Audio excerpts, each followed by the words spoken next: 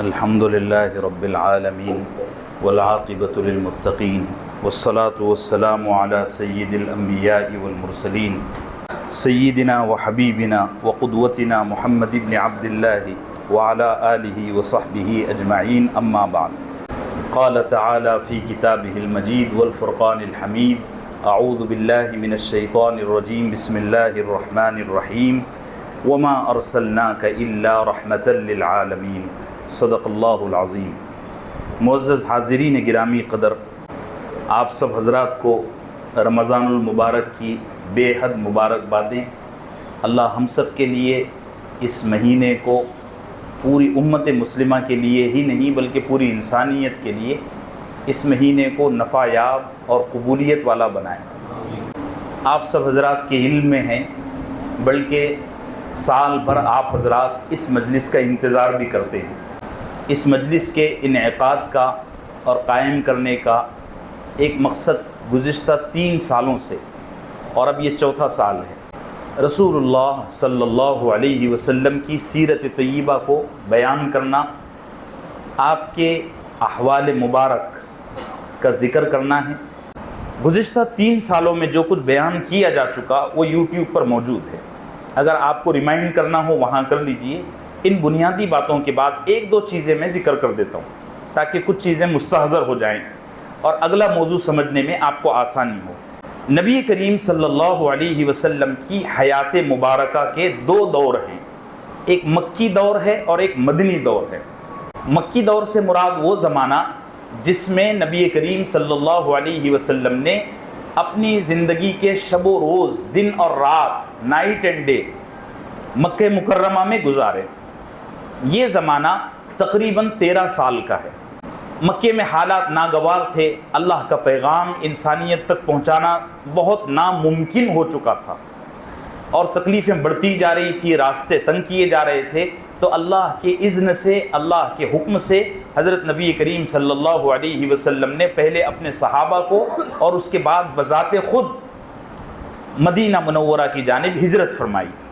مدینہ ہجرت کرنے کے بعد جو دور شروع ہوتا ہے اسے مدنی دور کہا جاتا ہے۔ ٹھیک ہے، یہ 2 دور ہو گئے۔ مدنی دور کو بھی 2 دوروں میں تقسیم کیا جا سکتا ہے۔ ایک وہ زمانہ جب مدینہ منورہ میں سازشیں، مکاریاں، دسیسہ کاریاں، فریب کاریاں اندرونی طور پر چل رہی تھی۔ بظاہر سب ایک دوسرے سے ہاتھ ملائے ہوئے تھے، بظاہر ایسا لگتا تھا کہ کچھ کارروائی نہیں ہوگی، سب مل جل کر رہ رہے ہیں، لیکن آقا جانتے تھے اور مدینے کے لوگوں کو بھی اس کا شعور تھا کہ اندر اندر یہودی اور مشرکین کچھ نہ کچھ کھچڑی پکا رہے ہیں۔ بہرحال یہ دور تقریباً 1.5 سال کا ہے۔ اس کے بعد دور شروع ہوتا ہے غزوات کا، جنگوں کا دور شروع ہوتا ہے۔ تو ایک دور ہوا معاہدے کا اور دوسرا دور ہوا غزوات کا، یعنی یہ وہ دور ہے جس میں حضرت نبی کریم صلی اللہ علیہ وسلم نے دشمنان اسلام کے خلاف فوجی کارروائیاں فرمائیں اور باقاعدہ جنگیں لڑیں۔ میں ساری تفصیلات آپ کو سنا چکا ہوں، چند ایک غزوات کے اور جنگوں کے نام بھی آپ کے سامنے لے لیتا ہوں، جیسے غزوہ بدر ہے، غزوہ احد ہے، غزوہ احزاب یا غزوہ خندق ہے۔ اس طریقے کے کئی غزوات گزر چکے ہیں۔ ٹھیک ہے، اب ہم آتے ہیں اس سال پر۔ آخری دور میں گزشتہ جو میں نے بتایا تھا، آپ یوٹیوب پر دیکھیں گے، حضرت نبی کریم صلی اللہ علیہ وسلم نے صلح حدیبیہ فرمائی۔ اس کی ساری تفصیلات آپ سن چکے ہیں۔ حدیبیہ ایک جگہ کا نام ہے، وہاں نبی کریم صلی اللہ علیہ وسلم نے مشرکین مکہ سے ایک امن کا ایگریمنٹ کیا، پیس ایگریمنٹ، کہ 10 سال تک نہ ہم تم پر حملہ کریں گے نہ تم ہم پر حملہ کرنا، ہر ایک اپنا کام آزادی سے جہاں چاہے کر سکتا ہے، اور مسلمان تمہاری اجازت سے مکے میں عمرے کے لیے، حج کے لیے آ سکتے ہیں۔ یہ طے ہو گیا 10 سال کے لیے۔ اس کے بعد نبی کریم صلی اللہ علیہ وسلم نے عرب ملکوں کے جو بادشاہ تھے ان کو دعوتی لیٹر لکھنا شروع کیے، یعنی ان تک اللہ کا پیغام پہنچانا شروع کیا۔ صحیح بخاری میں مستقل ایک چیپٹر ہے، اور اس کے علاوہ اگر آپ میں سے کوئی باذوق ہو جس کو پڑھنا ہو تو ڈاکٹر حمید اللہ خان صاحب اپنے حیدرآباد کے ہیں، ان کا انتقال ہو گیا، انہوں نے اس پر پوری کتاب لکھی ہے، آپ اس کو پڑھ سکتے ہیں۔ نبی کریم صلی اللہ علیہ وسلم نے اس زمانے میں جو بڑے بڑے بادشاہ تھے عرب کے، جیسے یمن ہے، جیسے نجران ہے، جیسے عمان ہے، جیسے بحرین ہیں، ان ملکوں کے جو بڑے بڑے بادشاہ اور بادشاہوں کے انڈر میں جو بڑی بڑی سیلیبریٹیز تھی، جیسے تاجران، جیسے اس زمانے کے اداکار، ان تک حضرت نبی کریم صلی اللہ علیہ وسلم نے خطوط لکھے۔ میں نے خلاصے کے طور پر گزشتہ سال آپ کو چن چن کر خاص 9 خطوط کی داستان اور تفصیل عرض کر دیا تھا۔ آخری خط کے بارے میں یہ بتایا تھا کہ حضرت نبی کریم صلی اللہ علیہ وسلم نے آخری خط لکھا ہے عمان کے بادشاہ کو۔ اس کے بعد پھر ہمارا وقت مکمل ہو گیا تھا، رمضان بھی ختم ہو گیا تھا۔ اب آئیے اگلی بات پر ہم چلتے ہیں۔ 9 بادشاہوں کی طرف خطوط بھیجنے کے بعد جو رزلٹ آنے تھے، اس میں سے کچھ نے اسلام قبول کیا اور کچھ نے ایگریمنٹ کیا امن کا، اور کچھ نے نہ اسلام قبول کیا نہ امن کا ایگریمنٹ کیا، لیکن یہ کہا کہ آپ اپنا کام کیجئے، ہم کو آپ کے دین سے اور آپ کی شخصیت سے کوئی لینا دینا نہیں ہے۔ آس پاس کے تقریباً حالات خوشگوار ہو گئے۔ ایک واقعہ پیش آیا، یہ واقعہ جنگ خیبر سے 3 دن پہلے ہوا۔ جنگ خیبر سے 3 دن پہلے یہ واقعہ ہوا اور بڑا تکلیف دہ واقعہ ہے۔ واقعہ یہ ہوا کہ حضرت نبی کریم صلی اللہ علیہ وسلم کے غلام حضرت رباح رضی اللہ عنہ کو نبی کریم صلی اللہ علیہ وسلم نے اپنی دودھ دینے والی اونٹنیوں کو چرانے کو بھیجا کہ ان کو چرا کر لاؤ۔ ان کے ساتھ ایک اور شخص تھے جو اونٹنیاں اور بکریاں چراتے تھے، وہ کام ہی وہ کرتے تھے، ان کو مہارت تھی کہ کہاں کون سی اونٹنی چرتی ہے، کہاں چارہ ملتا ہے۔ حضرت نبی کریم صلی اللہ علیہ وسلم نے حضرت رباح کو اس کے ساتھ بھیجا۔ یہ دونوں حضرات مدینے سے باہر نکلے تو ان کو ایک صحابی ملے، حضرت سلمہ ابن اقوا، دبلے پتلے لمبے تڑنگے آدمی۔ انہوں نے کہا کہاں جا رہے ہو؟ تو نبی کریم صلی اللہ علیہ وسلم کے جو غلام تھے حضرت رباح، انہوں نے فرمایا کہ یہ رسول اللہ صلی اللہ علیہ وسلم کی اونٹنیاں ہیں اور ان کو میں چرانے کے لیے لے جا رہا ہوں۔ تو حضرت سلمہ ابن اقوا رضی اللہ عنہ کو پتہ نہیں کیا خیال آیا، انہوں نے کہا چلو میں بھی چلتا ہوں۔ یہ تینوں حضرات اونٹنیاں چرانے کے لیے اور سیر اور تفریح کے لیے مدینہ سے کچھ کلومیٹر باہر نکلے۔ اس جگہ کا نام ہے غابہ، غابہ اس کا نام ہے، اور اسی سے یہ غزوہ مشہور ہے حدیث کی کتابوں میں، غزوہ غابہ۔ اس کو غزوہ قرد بھی کہا جاتا ہے۔ یہ تینوں حضرات مدینے سے کچھ کلومیٹر باہر نکلے۔ راستے میں قبیلہ فزارہ کے کچھ لٹیرے اچک کے ان پر حملہ آور ہو گئے، اور وہ جو چرواہا تھا اس چرواہے کو انہوں نے کمزور دیکھ کر قتل کر دیا، وہ بیچارہ شہید ہو گیا۔ اور جتنی اونٹنیاں نبی کریم صلی اللہ علیہ وسلم کی وہ چرواہا اپنے ساتھ میں لیے ہوئے تھا، وہ لٹیرے ان اونٹنیوں کو لے کر فرار ہو گئے۔ حضرت سلمہ ابن اقوا رضی اللہ عنہ نے دیکھا کہ یہ جو رباح ہے اس کے پاس کوئی گھوڑا بھی نہیں، کوئی اونٹ بھی نہیں کہ یہ نبی کریم صلی اللہ علیہ وسلم تک جائے اور پیغام پہنچائے۔ حضرت سلمہ ابن اقوا کے پاس گھوڑا تھا، تو انہوں نے کہا کہ رباح تم ایک کام کرو، یہ گھوڑا لے کر تیز رفتاری سے نبی کریم صلی اللہ علیہ وسلم کے پاس جاؤ اور ان کو خبر پہنچاؤ کہ مدینے پر حملہ ہو گیا اور بڑی نازک صورتحال ہے۔ تو حضرت رباح رضی اللہ عنہ وہ گھوڑا لے کر مدینہ گئے۔ حضرت سلمہ ابن اقوا کی ہمت کو، جرأت کو بڑا سلام، اور آخر میں آپ سنیں گے کہ خود نبی کریم صلی اللہ علیہ وسلم نے بھی ان کو شاباشی دی، ان کے لیے دعائیں فرمائی۔ نبی کریم صلی اللہ علیہ وسلم تک یہ قاصد اور یہ خبر رساں پہنچا۔ اس سے پہلے ادھر بڑا ہنگامہ ہو گیا۔ حضرت سلمہ ابن اقوا رضی اللہ عنہ ان لٹیروں کے پیچھے پڑ گئے اور ان کو چیخنا، چلانا، ڈانٹنا، ڈپٹنا، وہ کسی لٹیرے کو بھگانے کے واسطے ایک طرح کا نعرہ دیا جاتا ہے اور شہر میں واویلا کھڑا کیا جاتا ہے۔ اب تو یہ چیزیں ختم ہو گئی ہے، اب الیکٹرانک آ گیا ہے تو سائرن بجاؤ تو لوگ جمع ہو جاتے ہیں۔ پہلے یہ ہوتا تھا کہ اگر اس طرح کا کوئی حادثہ پیش آتا تو ایسا کوئی آدمی جو اس واقعے کو، اس حادثے کو دیکھ رہا ہے، وہ کسی اونچی ٹیلے پر، اونچی جگہ پر کھڑے ہو کر چیختا، یا صباحا وا صباحا، اس طرح سے چیخ نکالتا۔ حضرت سلمہ ابن اقوا رضی اللہ عنہ پہاڑ پر چڑھے اور وہاں سے چلانا شروع کیا، او مدینے کے لوگوں، تمہارا ناس ہو گیا، تم پر ایک آفت آن پڑی۔ ایک طرف یہ کام بھی کر رہے ہیں اور دوسری طرف ان لٹیروں کو مدینے میں انٹر ہونے سے روک رہے ہیں۔ اللہ نے بڑی ہیبت دی اور ایسے مسلسل تیر برسا رہے ہیں کہ ان لٹیروں کی یہ ہمت نہیں ہو رہی ہے کہ وہ نبی کریم صلی اللہ علیہ وسلم یا مدینے کے اندر انٹر ہو سکیں، بڑے وہ گھبرائے ہوئے۔ اگر وہ آگے بڑھ رہے ہیں تو حضرت سلمہ ان پر تیر برسا رہے ہیں، اور اگر پیچھے ہٹ رہے ہیں تو حضرت سلمہ ان پر حملہ آور ہو رہے ہیں۔ یہ کشمکش چلتی رہی یہاں تک کہ وہ لٹیروں نے یہ فیصلہ کیا بھائی اس کا مقابلہ کرنا مناسب نہیں ہے۔ حالانکہ آپ دیکھیے اللہ ایمان والوں کو کیسی ہیبت دیتے ہیں، یہ تنے تنہا دبلے پتلے آدمی ہیں اور وہاں 50-25 کی ایک مستقل ٹولی ہے اور وہ لٹیرے پروفیشنل ہیں، لیکن ان کے چیخ پکار اور چیخنے اور چلانے اور ہمت دکھانے نے ان پر ایسا رعب طاری کیا کہ وہ سارے کے سارے فرار ہو گئے۔ اب جب فرار ہوئے تو ان کے پاس تو نبی کریم صلی اللہ علیہ وسلم کی پسندیدہ اونٹنیاں تھیں۔ حضرت سلمہ ابن اکوع پر قربان جاؤں، انہوں نے باقاعدہ ان لٹیروں کا پیچھا کیا، اور وہ لٹیرے سوار، ان کے پاس ہتھیار، ہر چیز کا انتظام، اور یہ تنے تنہا، ان کے پاس لکڑی بھی نہیں اور پیدل، اور کہتے ہیں کہ میں تیر مار رہا تھا تو تیر ختم ہو گئے تو سب کچھ ختم ہو گیا، تو میں نے پتھر برسانے شروع کیے، وہ بھاگ رہے ہیں، میں ان پر پتھر برسا رہا ہوں۔ ہوتے ذی قرد نام کی ایک گھاٹی، وہاں وہ اترے، ایسے میں 2 پہر کا وقت ہو گیا، تو وہ اترے اور گھاٹی کی تنگ جگہ میں بیٹھ کر 2 پہر کا کھانا کھانے لگے۔ وہ گھاٹی کے نچلے حصے پر بیٹھے ہیں اور حضرت سلمہ ابن اکوع رضی اللہ عنہ گھاٹی کے اوپر کے حصے پر بیٹھ کر ان کو دھمکیاں دے رہے ہیں۔ عربی کے الفاظ ہیں، اگر میں بلیغ الفاظ نقل کروں، اس کا ترجمہ کروں تو سمجھنے میں مشکل جائے گی۔ جیسے ہمارے یہاں جب جھگڑا ہوتا ہے، اختلاف ہوتا ہے، آوازیں بلند ہوتی ہیں، تو ہم کہتے ہیں کہ تو جانتا نہیں میں کس کا آدمی ہوں، تو جانتا نہیں میرے کیسے کیسے کانٹیکٹ ہے، تو جانتا نہیں میں کیا کیا کر چکا ہوں۔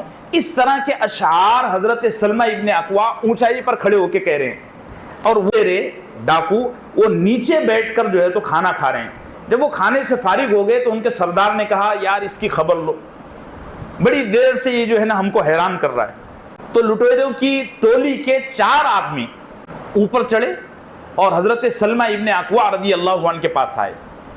سلمہ ابن اکوع فرماتے ہیں میں سوچنے لگا کہ اب میری خیر نہیں، جتنا دھمکانا تھا وہ ختم ہو گیا، اور یہ کھا پی کر آ رہے ہیں اور میں بھوکا ہوں صبح سے۔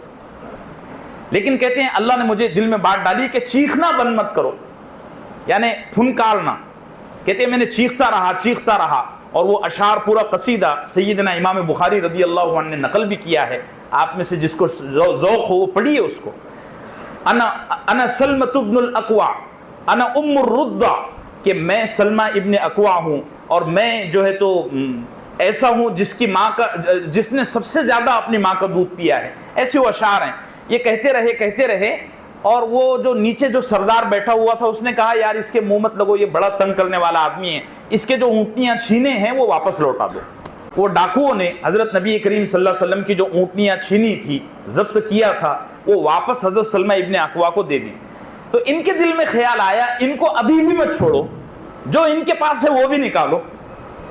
تو حضرت سلمہ ابن اکوع ان کے پیچھے مزید بھاگنے لگے، اور وہ آگے بھاگ رہے ہیں، یہ پیدل ہیں وہ سوار ہیں۔ تو انہوں نے دیکھا یہ پیچھا چھوڑتا ہی نہیں ہے، عجیب قسم کا آدمی ہے۔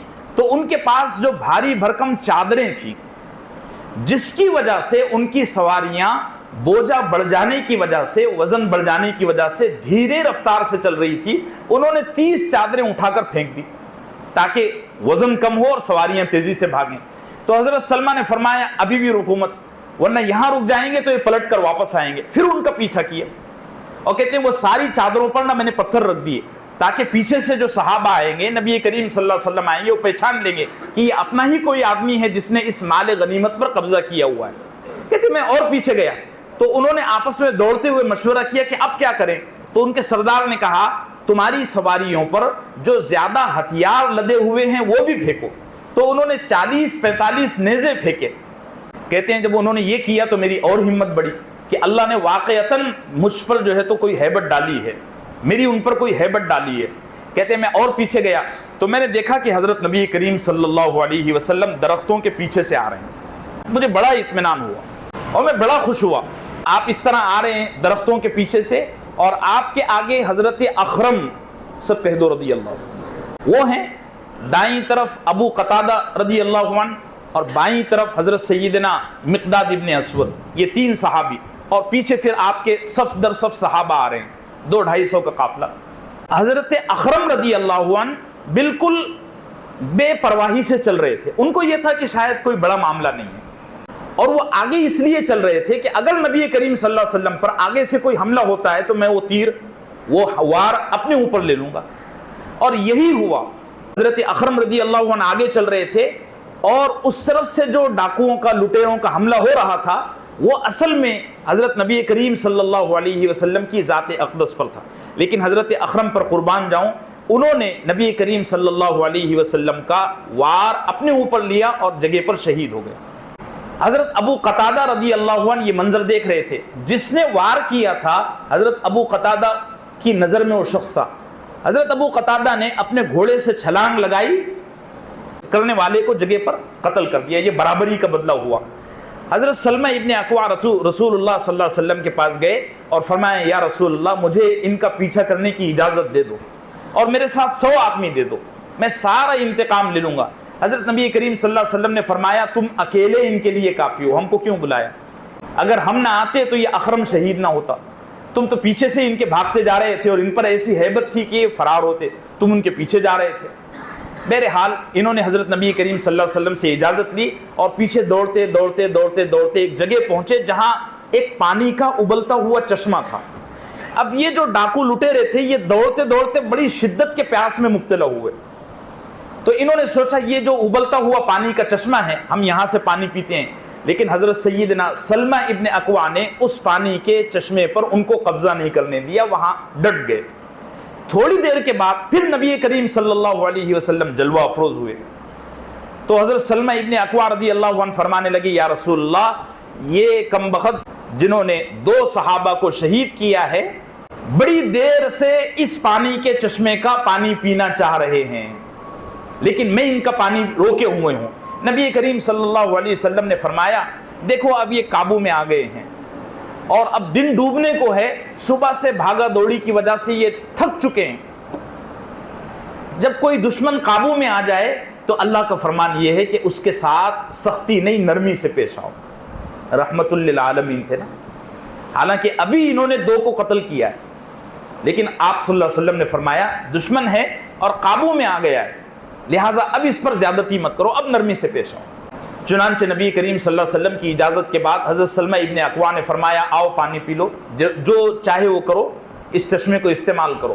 وہ چلے گئے تو حضرت سلمہ ابن اکوع نے فرمایا یا رسول اللہ مجھے اجازت دو، اب تو پانی پی کر سیر ہو گئے نا، قوت آ گئی اور پیچھا کرتا ہوں۔ تو نبی کریم صلی اللہ علیہ وسلم نے فرمایا یہ اصل میں بنو غطفان کے مہمان ہیں۔ بنو غطفان ایک قبیلہ تھا جس کا پچھلے سال ذکر آیا ہوگا، وہ مدینے کے اطراف میں آباد تھا اور بڑا جنگجو اور طاقتور قبیلہ تھا۔ تو نبی کریم صلی اللہ علیہ وسلم نے فرمایا یہ اصل میں یہاں مہمان آئے ہیں، ان کو کسی نے ورغلایا ہے، کسی نے ان کو موٹیویٹ کیا ہے تو یہ ہم پر حملہ آور ہوئے ہیں، باقی ان کا ایسا کوئی ارادہ نہیں تھا، ہمارے اطراف کی بستی میں یہ مہمان بن کر آئے ہیں، اس لیے مناسب نہیں ہے کہ ان کے خلاف کوئی مناسب کارروائی اور سخت کارروائی کرو، جتنا ہونا چاہیے وہ ہو گیا۔ اس کے بعد نبی کریم صلی اللہ علیہ وسلم نے ایک دن وہاں قیام فرمایا اور ایک دن کے بعد صحابہ اکرام سے فرمایا اب واپس چلو، اور حضرت مقداد ابن اسود رضی اللہ عنہ اور اسی طریقے سے حضرت سلمہ ابن اکوع، ان دونوں صحابہ کو نبی کریم صلی اللہ علیہ وسلم نے بڑی دعائیں دی، بلکہ صحیح بخاری میں ہے کہ حضرت سلمہ ابن اکوع رضی اللہ عنہ سے فرمایا آپ میری اونٹنی پر سوار ہو جاؤ۔ تو نبی کریم صلی اللہ علیہ وسلم کی جو اونٹنی تھی عزبا، عین ضاد با الف اور حمزہ، عزبا، اس پر آقا بیٹھے آگے اور پیچھے حضرت سلمہ ابن اکوع کو بٹھایا اور بڑی دعائیں دی۔ یہ حضرات مدینہ منورہ انٹر ہوئے۔ یہ ایک پورے غزوے کی میں نے تفصیل آپ سے عرض کر دیا۔ اب آئیے غزوہ خیبر کی طرف۔ مدینے کے نارتھ میں 100 میل کے فاصلے پر ایک ویران علاقہ ہے۔ میں 2014 میں اس کا چپا چپا دیکھ کر آیا ہوں، کیونکہ نبی کریم صلی اللہ علیہ وسلم نے بڑی لمبی فوجی کارروائی یہاں کی تھی مدینہ منورہ میں، ویسے تو اور کی لیکن مدینہ منورہ میں سب سے بڑی فوجی کارروائی یہاں کی، اور بہت تفصیلات ہیں۔ میں تو شاید اتنا نہ بیان کر سکوں وقت نہ ہونے کی وجہ سے. یہ ویران جگہ، اور ویران بھی ایسی کہ یہاں اگر انسان آباد ہو جائے تو آب و ہوا اور کلائمیٹ اتنا گندا کہ بیماریاں لگ جاتی، پانی بھی اچھا نہیں، آب و ہوا بھی مناسب نہیں، اور جگہ اتار چڑھاؤ والی، جس کی وجہ سے خیبر میں رہنے والے لوگوں کو اکثر قبض اور ایسیڈیٹی ہو جاتی، رہنا مشکل تھا وہاں. مگر یہودی بڑی شرارتی قوم ہے، انہوں نے اس ویران جگہ کو کچھ مخصوص وجوہات کے پیش نظر بہت ڈیولپ کیا اور اس کو پورا ایک شہر بنایا. ابھی بھی اسرائیل کے پلان میں داخل ہے کہ ہم خیبر تک جائیں گے. آپ ان کا جو مذہبی گیت ہے اس کو سنیے، اس کا ترجمہ پڑھیے. وہ کہتے ہیں کہ ہم یمن سے لے کر خیبر تک ہماری حکومت قائم کریں گے، گریٹر اسرائیل. یہودیوں نے خیبر کو بہت ڈیولپ کیا اور اس کے 2 بڑے بڑے محلے تعمیر کیے. 2 محلوں میں 8 بڑے بڑے قلعے بنائے. یہ ایک طرح سے پوری دنیا میں اس وقت یہودیوں کی سب سے بڑی فوجی چھاونی تھی.